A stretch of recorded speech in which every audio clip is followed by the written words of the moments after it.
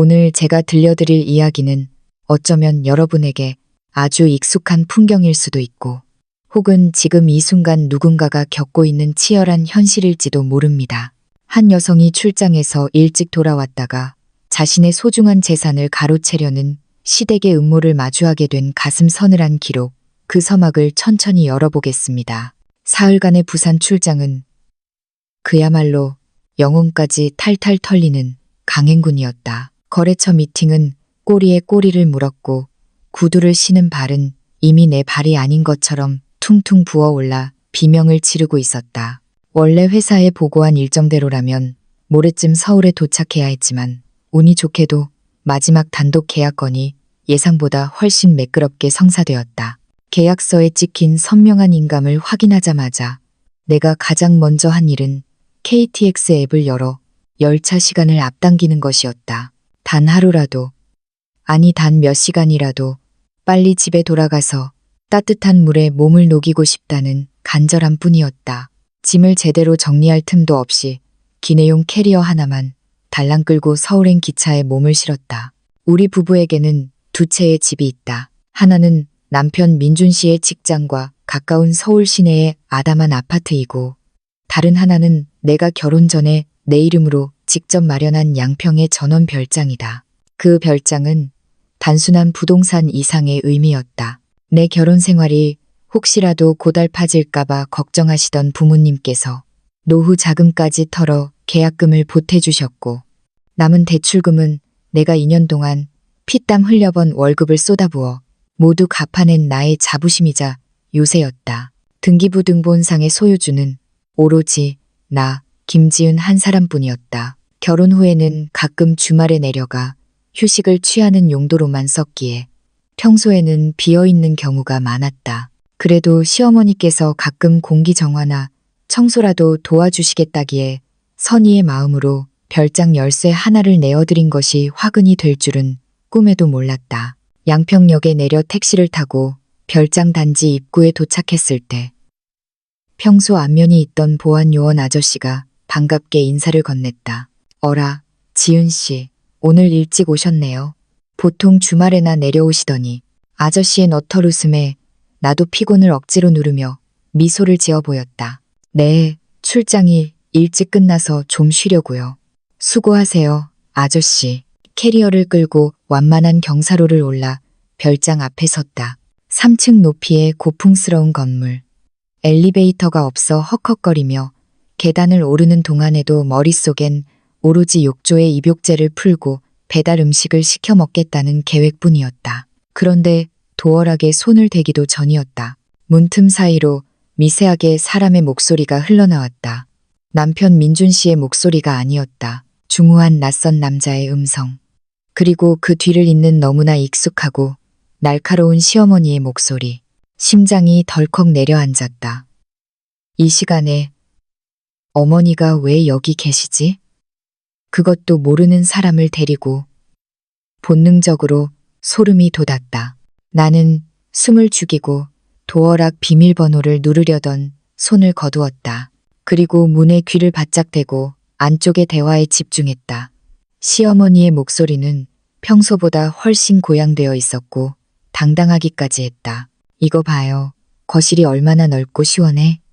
내가 처음에 이 집 고를 때 거실 구조를 특별히 신경 썼거든. 나중에 우리 아들이랑 손주 녀석들이 여기서 마음껏 뛰어놀 수 있게 말이야. 채광도 이만하면 일품이지? 뒤이어 낯선 남자의 목소리가 들렸다. 직업적인 친절함이 밴 전형적인 부동산 중개업자의 말투였다. 어머님 말씀대로 채광이 정말 좋네요. 남향이라 통풍도 잘 되고요. 다만 매수자 쪽에서 소유권 문제를 좀 꼼꼼히 체크해달라고 하셔서요. 지난번에 이 집이 어머님 명의라고 하셨죠. 계약 진행하려면 등기부 등본, 원본이랑 인감 증명 같은 서류들을 한번 확인해야 하거든요. 그래야 나중에 계약서 쓸 때 탈이 없습니다. 그 순간 내 머릿속은 거대한 종이 울리는 것처럼 윙윙거렸다. 손에 쥐고 있던 캐리어 손잡이를 놓칠 뻔할 정도로 손끝이 떨려왔다.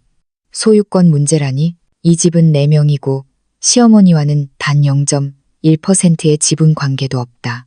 그런데 지금 중개업자를 불러다 놓고 이 집이 자기 것인 양 팔아치우려 하고 있다니. 나는 혹시라도 한마디라도 놓칠까봐 귀를 문에 더 바짝 밀착시켰다. 시어머니는 아무렇지도 않다는 듯 태연하게 대꾸했다. 아유, 등기권리증은 내가 시골 본가에 두고 와서 당장은 없는데 걱정 마요. 이 집 확실히 내 거야. 내가 당시에 우리 아들 주려고 내 이름으로 산 거니까 나중에 어차피 우리 아들한테 갈 건데 뭐 손님한테 말 잘해줘요. 가격만 잘 맞춰주면 내가 당장 시골 내려가서 서류 다 챙겨올 테니까. 소유권 이전, 그건 일도 아니지. 중개업자는 조금 망설이는 눈치였다. 그래도 어머님, 가족분들이랑은 다 상의가 된 거죠. 나중에 계약서 찍을 때 가족 중에 누가 딴소리하면 저희 중개소 입장도 참 난처해지거든요. 그 말에 시어머니의 목소리가 한 옥타브 더 높아졌다. 상의는 무슨, 이 집은 내 말 한마디면 끝나는 거야. 우리 아들이랑 며느리 걔들 다 내 말이라면 껌벅 죽어. 특히 그 며느리년. 겉으로는 똑똑한 척해도 실속은 하나도 없는 물러터진 애야. 내가 팔겠다고 하면 지가 감히 어쩌겠어. 애초에 우리 아들 주려고 만든 자리에 굴러들어온 외인 주제에 어디 감히 참견을 해. 문 밖에서 그 말을 듣는 내 손은 분노로 인해 파들파들 떨리고 있었다. 이 별장이 어떤 곳인가. 우리 부모님이 평생을 읽어오신 땀방울이 서린 곳이고 내가 사회초년생 시절 잠도 줄여가며 야근 수당을 모아 읽어낸 내 삶의 결정체다. 그런데 시어머니는 그걸 자신의 전유물처럼 말하고 있었고 심지어 나를 집안의 외인 취급하며 무시하고 있었다. 평소에 나였다면 당장 문을 박차고 들어가 고함을 지르며 난장판을 만들었을지도 모른다. 하지만 그 순간 머릿속에서 차가운 이성이 번뜩였다. 아니, 지금 들어가면 안 돼. 지금 들어가서 싸워봤자 시어머니는 오해라며 발뺌할 것이고 오히려 나를 예의 없는 며느리로 몰아세우며 적반하장으로 나올 게 뻔했다. 결정적인 증거가 필요했다. 나는 가방 속에서 조심스럽게 스마트폰을 꺼냈다. 무음 모드인 것을 다시 한번 확인하고 녹음 기능을 켰다. 그리고 아주 미세하게 숨소리조차 들리지 않을 만큼 조심스럽게 문을 살짝 열었다. 틈새 사이로 거실의 풍경이 보였다. 화사한 꽃무늬 셔츠를 입은 시어머니가 양복 차림의 중개업자를 데리고 거실 구석구석을 가리키며 열변을 토하고 있었다. 중개업자의 가슴에 달린 명찰이 보였다. 오호부동산 최석현.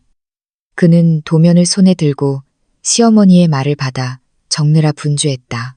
시어머니는 이제 발코니로 향하며 목소리를 높였다.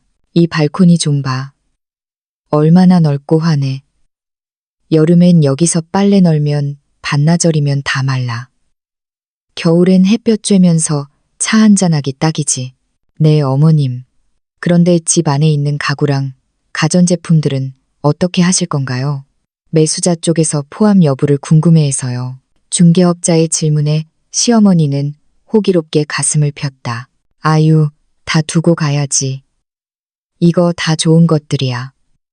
우리 아들 장가갈 때 내가 큰맘 먹고 들여놓은 것들인데 거의 쓰지도 않아서 새거나 다름없어. 매수자가 성의 있게 산다고만 하면 이 정도는 서비스로 다 줄 수 있지. 어이가 없어서 헛웃음이 나올 지경이었다.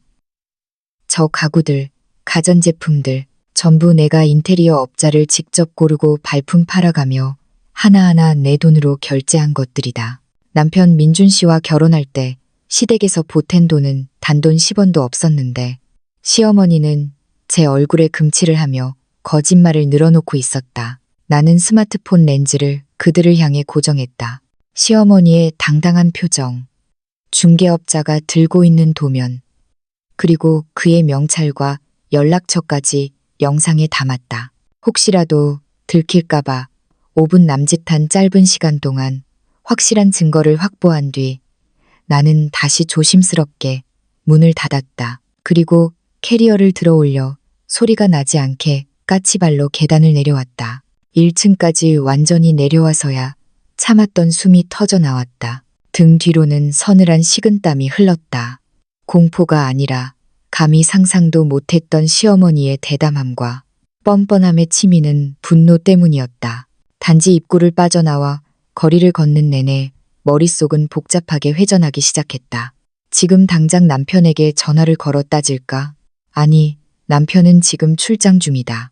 멀리 있는 사람에게 말해봤자 당장 해결될 일도 없고 시어머니가 아들에게는 또 어떤 식으로 말을 맞출지 모른다. 가장 확실한 방법은 시어머니가 도저히 빠져나갈 수 없는 법적, 물적 증거를 완벽하게 구축하는 것이다. 이 집은 내 명이다. 내 사인 없이는 절대로 매매가 이루어질 수 없다. 하지만 저렇게 중개인을 끼고 사기를 치려 한다면 선의의 피해자가 생길 수도 있고 상황이 복잡하게 꼬일 수 있다. 나는 스마트폰을 꺼내 방금 녹음한 파일과 영상을 클라우드에 백업했다. 그리고 가장 믿음직한 친구이자 로펌에서 사무장으로 일하는 수진이에게 메시지를 보냈다. 수진아, 지금 당장 확인할 게 있어. 우리 시어머니가 내 별장을 몰래 팔려고 중개업자를 데려왔어. 방금 증거 채집했거든. 파일 보낼 테니까 네가 좀 보관해줘. 나 지금 너무 떨린다. 수진이는 1분도 안 되어 답장을 보냈다. 뭐? 미친 거 아냐? 지은아, 절대 흥분하지 마. 일단 조용히 빠져나와서 증거부터 챙겨. 내가 지금 바로 파일 다운로드해서 서버에 저장해 둘게. 필요한 거 있으면 언제든 말해. 수진이와의 대화를 마치고 나니 조금은 진정이 되었다. 나는 다음으로 남편 민준 씨에게 일상적인 톡을 보냈다. 민준 씨, 출장지는 좀 어때? 아, 그런데 어머니 요즘 별장 쪽에 자주 가시나 봐. 별일 없으시지? 몇 분 뒤 민준 씨에게서 답장이 왔다. 나는 내일 복귀야. 어머니? 글쎄, 별장 이야기는 딱히 없으셨는데. 왜? 무슨 일 있어? 그는 정말 아무것도 모르고 있었다. 나는 아무것도 아냐. 그냥 물어봤어. 내일 오면 이야기하자라고 갈무리했다. 이제부터는 철저하게 혼자만의 싸움이다. 시어머니의 저 연극이 어디까지 가는지, 그리고 그 연극의 끝에서 어떤 대가를 치르게 될지 내가 직접 보여줄 차례였다. 나는 무거운 캐리어를 끌고 근처 호텔로 향했다. 오늘 밤은 집이 아닌 곳에서 차가운 이성을 가다듬으며 다음 계획을 세워야 했다. 호텔 방의 차가운 공기가 오히려 내 달아오른 머리를 식혀주는 것 같았습니다. 침대에 몸을 뉘었지만 방금 전 별장에서 목격한 시어머니의 뻔뻔한 연극이 잔상처럼 남아 눈앞을 어지럽혔죠. 나는 지금 당장 집으로 돌아가는 대신 이 낯선 호텔방에서 철저한 반격의 시나리오를 짜기로 했습니다. 내일 남편 민준 씨가 돌아오기 전까지 시어머니가 감히 넘볼 수 없는 철옹성을 쌓아야 했습니다. 호텔 의자에 앉아 생수 한 모금을 마시며 나는 차분히 3가지 단계를 정리했습니다. 첫째, 부동산 등기소에 가서 이 집의 거래를 즉각 동결시키는 것. 혹시라도 모를 무단 매매나 근저당 설정을 원천 봉쇄해야 했습니다. 둘째, 공증사무소를 찾아가 매매계약서, 입금 내역, 그리고 오늘 찍은 영상과 녹음 파일을 법적 증거로 공증받는 것. 그리고 마지막 셋째는 이 모든 증거를 들고 남편 민준 씨 앞에 서는 것이었죠. 시어머니는 법치 국가의 무서움을 전혀 모르는 모양이었습니다. 본인이 우기면 남의 집도 자기 것이 된다고 믿는 그 무식한 용기가 실소마저 자아냈죠. 나는 스마트폰 속의 증거들을 매만지며 내일 아침이 밝기만을 기다렸습니다. 다음 날 아침 7시 30분 알람 소리에 맞춰 눈을 떴습니다. 커튼 사이로 스며드는 새벽빛이 오늘 내가 해야 할 일들을 엄중히 일깨워주는 듯했죠. 나는 캐리어에서 미리 챙겨온 서류 뭉치를 꺼냈습니다. 빳빳한 종이 질감의 등기 권리증 위에는 내 이름 김지은 석자가 선명하게 박혀 있었습니다. 공동 소유자조차 없는 순수한 나의 재산, 2020년 5월에 작성된 분양계약서, 그리고 남편과 혼인신고를 하기 전인 2021년 6월보다 훨씬 앞선 날짜들, 부모님이 내 통장으로 보내주신 계약금 송금 내역과 지난 2년 동안 내 급여 계좌에서 꼬박꼬박 빠져나간 대출 상환 기록까지 모든 것이 완벽했습니다. 편의점에서 산 삼각김밥과 우유로 대충 아침을 때우고 등기소로 향하려는데 스마트폰이 진동했습니다. 시어머니에게서 온 카톡이었습니다. 지은아, 출장은 언제 끝나니? 내가 어제 너희 별장에 청소하러 갔더니 창문이 열려 있길래 닫아두고 왔다. 돌아오면 연락해라. 어이가 없어서 웃음이 터져 나왔습니다. 중개업자를 데려와 집을 팔려던 사람이 이제는 청소를 하러 갔었다며 능청을 떨다니. 나는 답장을 보내는 대신 조용히 휴대폰을 무음으로 바꿨습니다. 지금은 어머니와 말싸움을 할 때가 아니라 법적 절차를 마무리할 골든타임이었으니까요. 오전 9시 정각. 등기소 문이 열리자마자 나는 안으로 발을 들였습니다. 이미 대기실은 집을 사고 파는 사람들로 북적였죠. 나는 떨리는 손으로 부동산 거래 제한 신청 번호표를 뽑았습니다. 10분쯤 지났을까. 23번. 고객님 3번 창구로 오세요. 라는 안내방송이 들렸습니다. 창구 안에는 안경을 쓴 30대 후반의 차분해 보이는 여성 직원이 앉아 있었습니다. 나는 그녀에게 신분증과 등기 권리증을 내밀며 단호하게 말했습니다. 제 소유의 부동산인데 최근 누군가 제 허락 없이 매매를 시도하려는 정황을 포착했습니다. 피해를 막기 위해 즉시 거래 동결 절차를 밟고 싶습니다. 직원은 내 서류를 검토하더니 모니터를 두드렸습니다.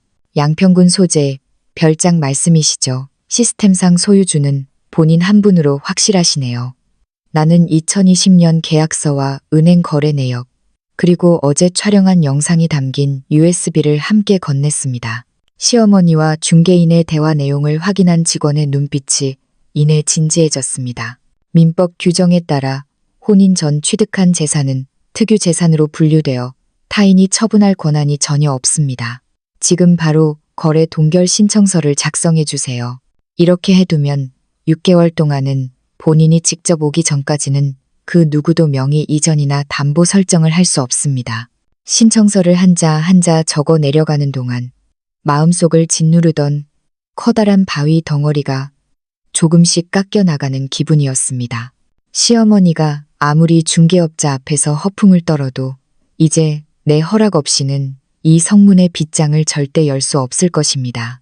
등기소를 나온 나의 발길은 자연스럽게 근처 친정집으로 향했습니다. 누구보다 나를 믿어주셨던 부모님께 이 사실을 알리고 조언을 구하고 싶었죠. 갑작스러운 딸의 방문에 놀라시던 부모님은 내 설명을 다 들으시고는 이내 눈시울을 붉히셨습니다. 어머니는 내 손을 꼭 잡으며 말씀하셨습니다. 지은아, 잘했다. 시어머니라고 무조건 참고 견뎠으면 우리 딸 인생이 얼마나 고달팠겠니. 법대로 똑 부러지게 처리한 게 100번, 1000번 잘한 일이다. 아버지 역시 든든한 지원군이 되어주셨습니다. 서류는 다 챙겼지. 혹시라도 그쪽에서 다시 와서 행패를 부리면 바로 이 아비한테 전화해라. 내가 같이 가서 단판을 지을 테니까. 부모님 댁에서 따뜻한 점심을 먹고 나니 비로소 전신에 온기가 도는 것 같았습니다. 내일은 공증사무소에 들러 마지막 대못을 박을 예정입니다. 시어머니가 파놓은 함정에 내가 빠지는 일은 결코 없을 것입니다. 오히려 그 함정에 누가 발을 헛디디게 될지 이제는 내가 지켜볼 차례였습니다.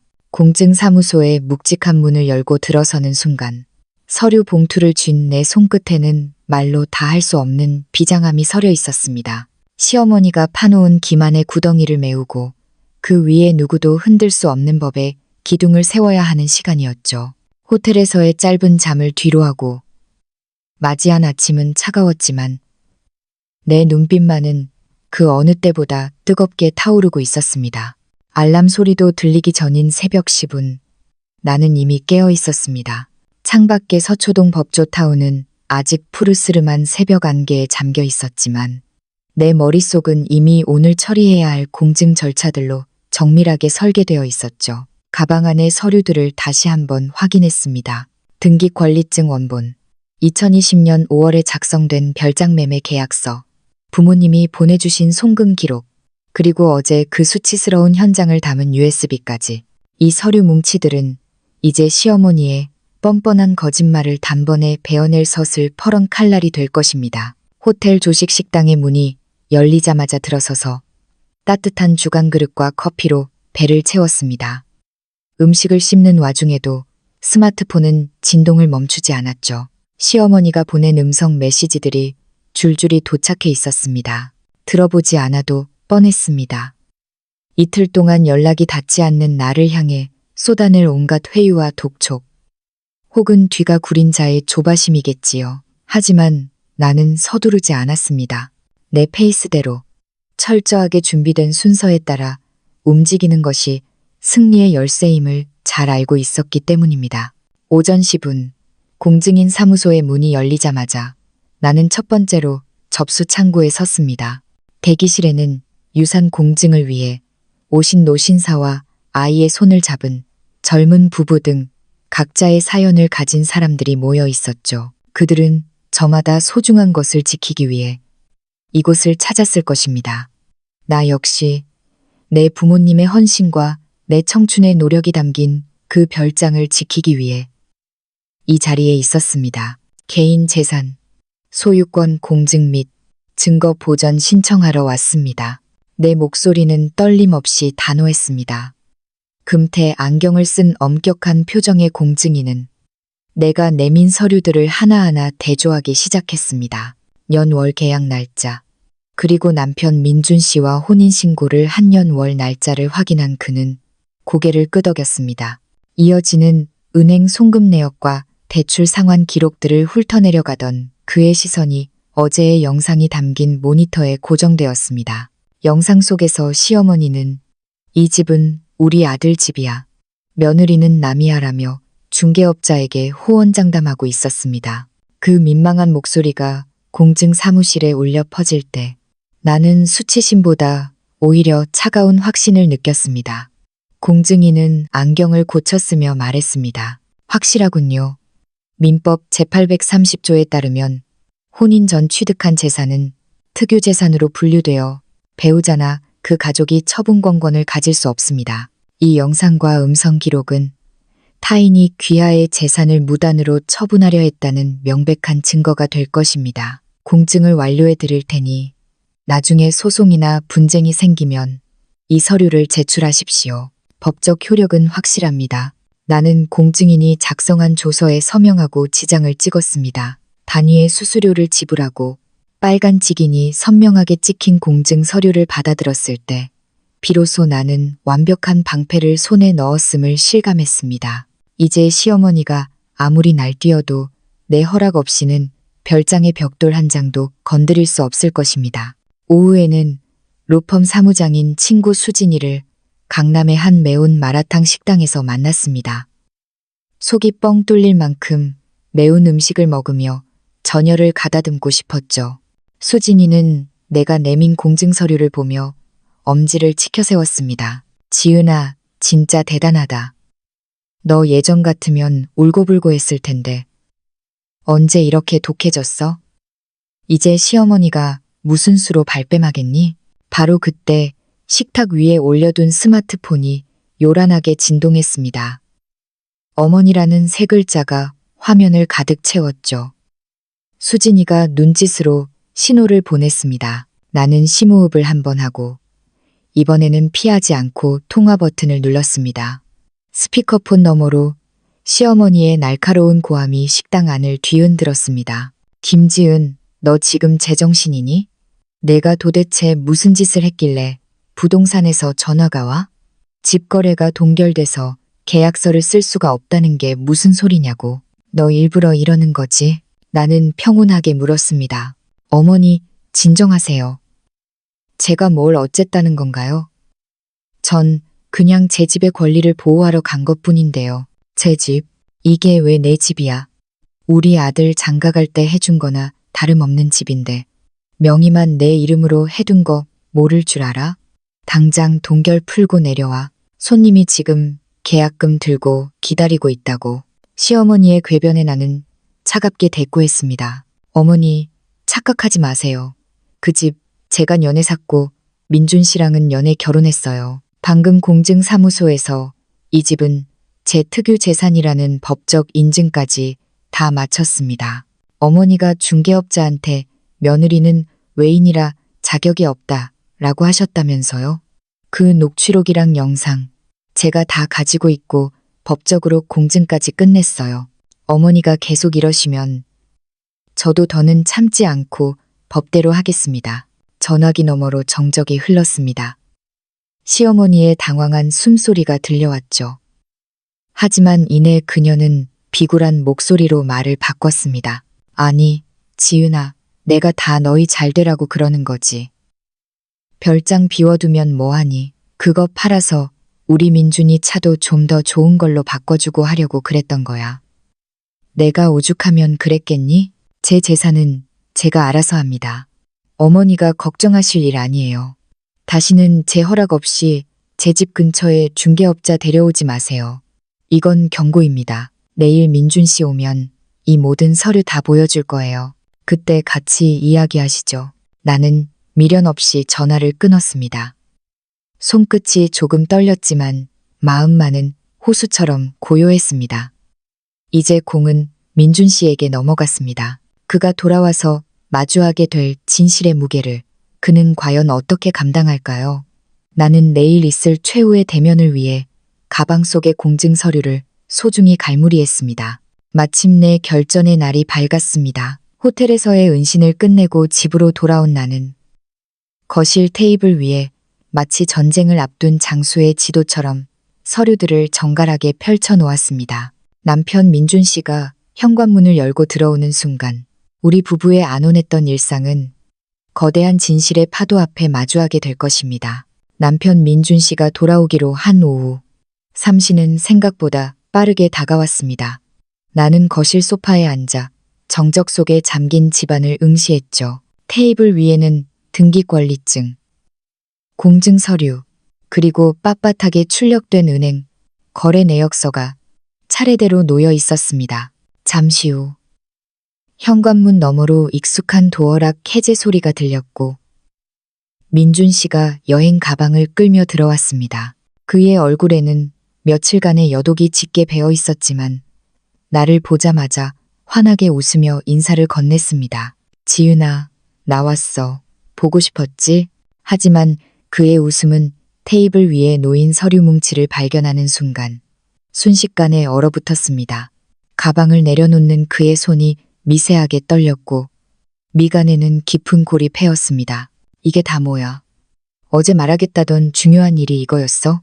나는 그를 소파에 앉히고 차분하지만 단호한 어조로 입을 열었습니다. 그리고 스마트폰을 꺼내 별장에서 촬영했던 영상을 재생해 그의 눈앞에 내밀었습니다. 영상 속에서 시어머니는 중개업자에게 이 집이 자기 것이라며 호언장담하고 있었고 나를 집안의 외인이라 칭하며 비하하고 있었습니다. 민준 씨의 얼굴은 영상을 보는 내내 하얗게 질려갔고 주먹을 쥔 손가락 마디마디가 하얗게 드러날 정도로 분노를 사기는 듯했습니다. 어머니가 어떻게 이런 일을 하실 수가 있어. 이건 엄연히 당신 집인데 어떻게 당신 허락도 없이 거짓말까지 해가며 팔려고 하신 거지? 나는 그에게 등기소에서 받아온 거래 동결 확인서와 공증 서류를 차례로 보여주었습니다.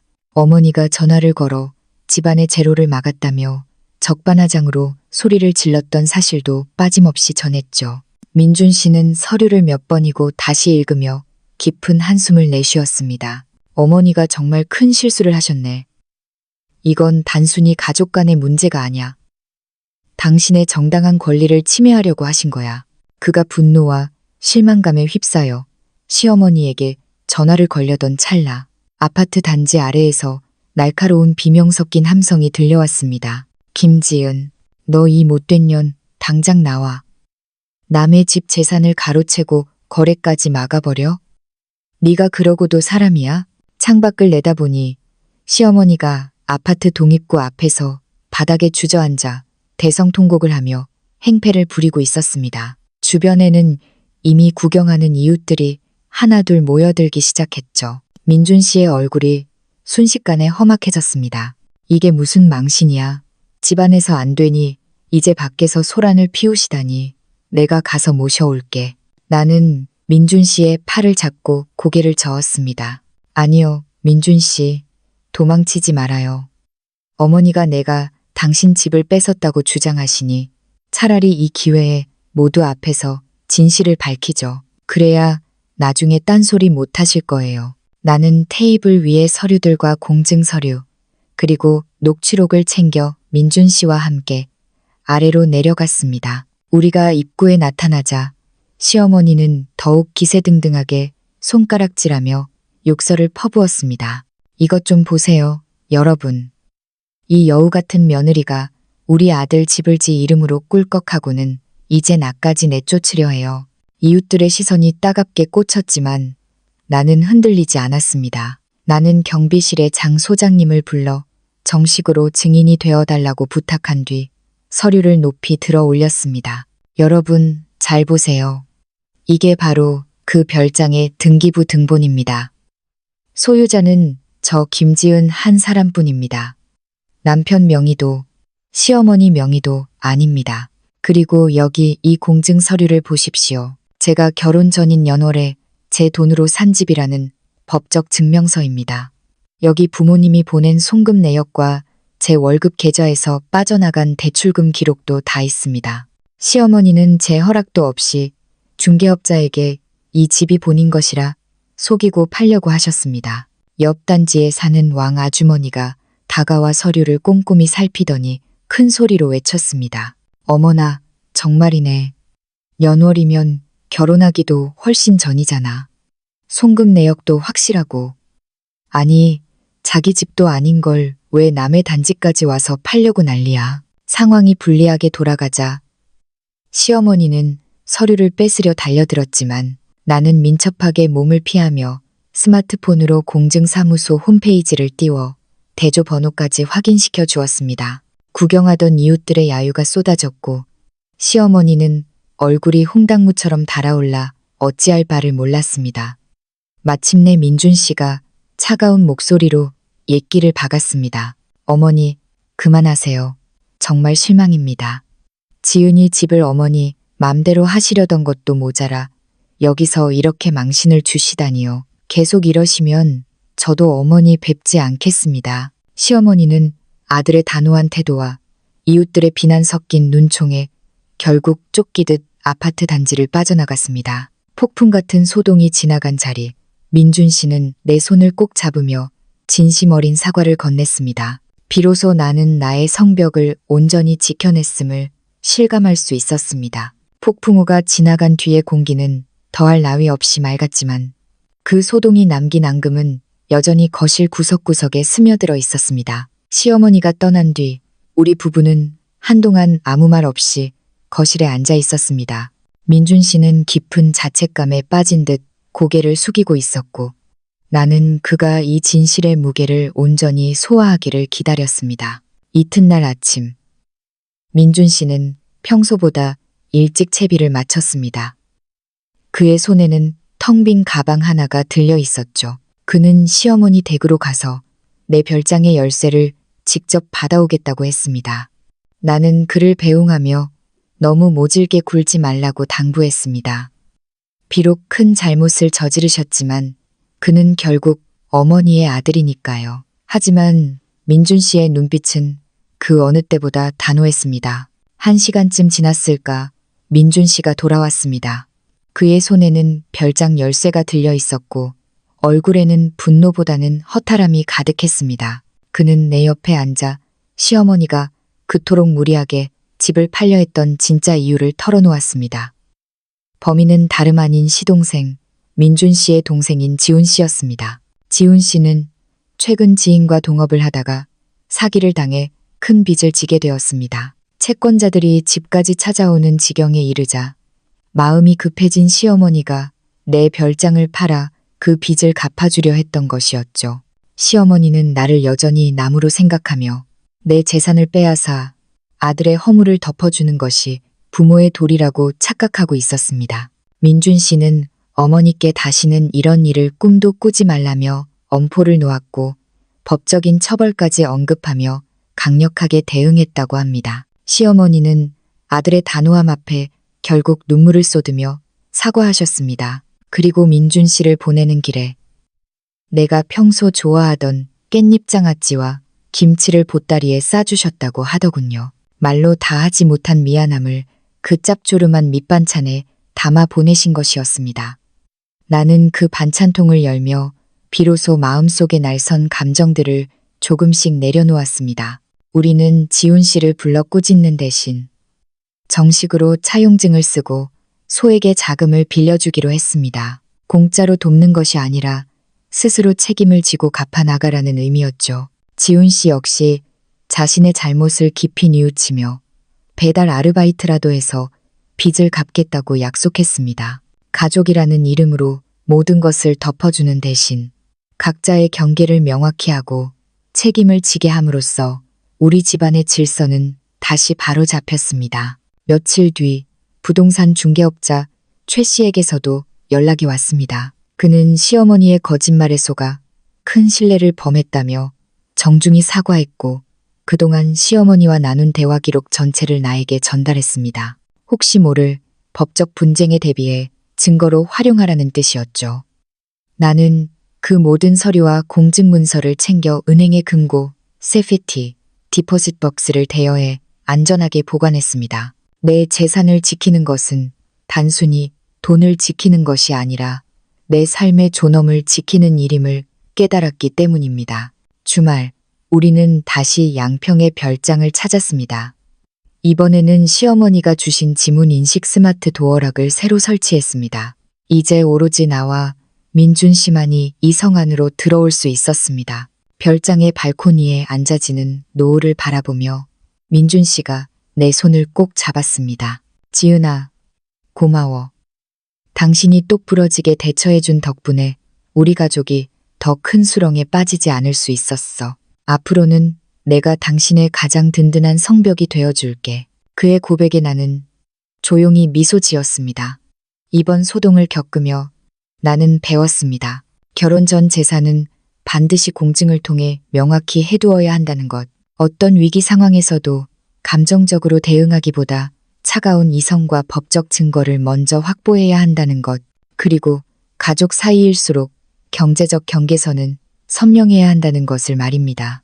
이제 내 별장에는 낯선 발소리 대신 우리 부부의 평온한 대화와 맑은 새소리만이 가득합니다. 스스로를 지킬 수 있는 힘을 가진 사람만이 진정한 평화를 누릴 자격이 있다는 사실을 나는 지는 저녁 노을 아래에서 깊이 되새겼습니다.